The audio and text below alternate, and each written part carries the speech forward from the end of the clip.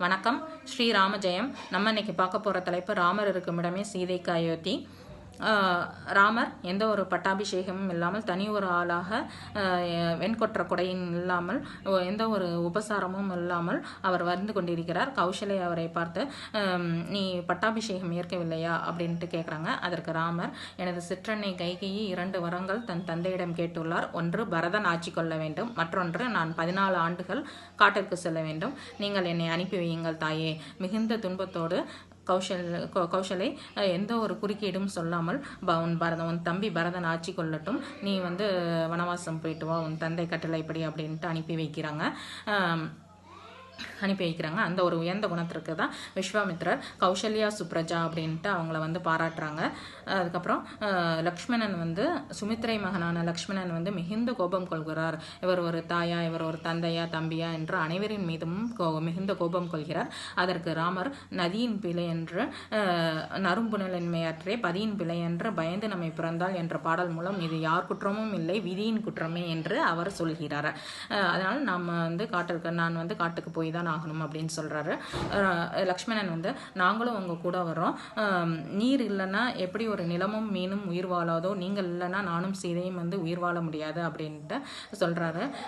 நீர் உல எனின் உளமீனும் நிலமும், நார் உல எனின் பார் உல எனின் உல யாவும் பாரினும், நார் உல தனு உலாய் நானும் சீதையும், ஆர் உலரெனின் உளம் அருள்வாய் என்று உரைத்தார்.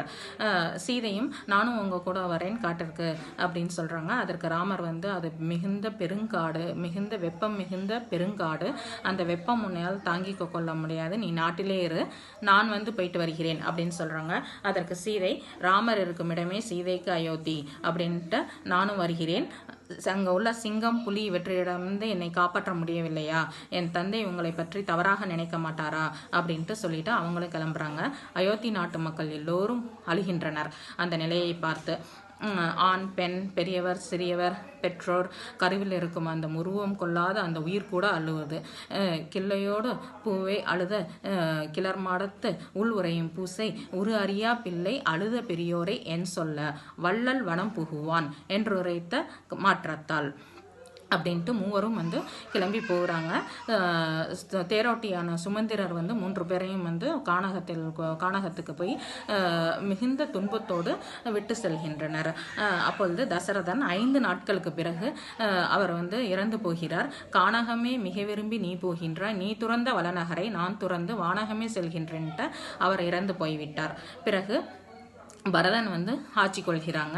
பரதன் வந்து ஸ்ரீராமருடைய பாதுகை, நான் வந்து ராமருடைய பிரதிநிதியாக நான் ஆட்சி செய்ய போகிறேன், அதனால் மக்களே எனக்கு வந்து இதற்கு ஆதரவு கொடுங்கள் அப்படின்ட்டு ஸ்ரீராமருடைய பாதுகையை எடுத்துக்கொண்டு அதனுடைய பிரதிநிதியாக ஆட்சி கொள்றாங்க. ராமர் காட்டிலே வாடுகிறார், பரதன் வந்து நாட்டிலே வந்து வாடுகிறார். எந்த ஒரு உணவு உடை எதுவும் இல்லாமல் அவர் வந்து ரொம்ப மிகுந்த துன்பத்தோடு அந்த நம்ம ஆட்சி செய்யணும் அப்படின்ட்டு ஆட்சி புரிகிறார். அதுதான் வந்து நதியின் பதியிடை நாதன் பாதுகம் அந்த பாட்டு மூலமா உள்வுரையும். நதியின் பதியிடை நாதன் பாதுகம் சிந்தையான் இந்தியன் அவித்தல் மேய்னான் அந்தியும் பகலும் நீரறாத கண்ணினான் என்ற பாடல் மூலம் அவங்க வந்து பட்டாபிஷேகம், பரதன் வந்து பட்டாபிஷேகம் ஏற்று ராமருடைய பிரதிநிதியாக இங்கே வந்து என்ன பண்ணுறாங்க அப்படின்னா ஆட்சி கொண்டுட்டு இருக்காங்க. இதுதான் வந்து நம்ம வந்து இந்த இதில் பார்க்குறோம். இதில் வந்து ராமர் அந்த பட்டாபிஷேகம் அதை வந்து நம்ம வந்து பார்த்து மகிழ்கிறோம். அந்த சீதை சொன்ன அந்த வாக்கியம்தான் வந்து இந்த தலைப்பு. என்னன்னா, ராமர் இருக்கும் இடமே சீதைக்கு அயோத்தி. நன்றி, வணக்கம். ஸ்ரீ ராமஜெயம்.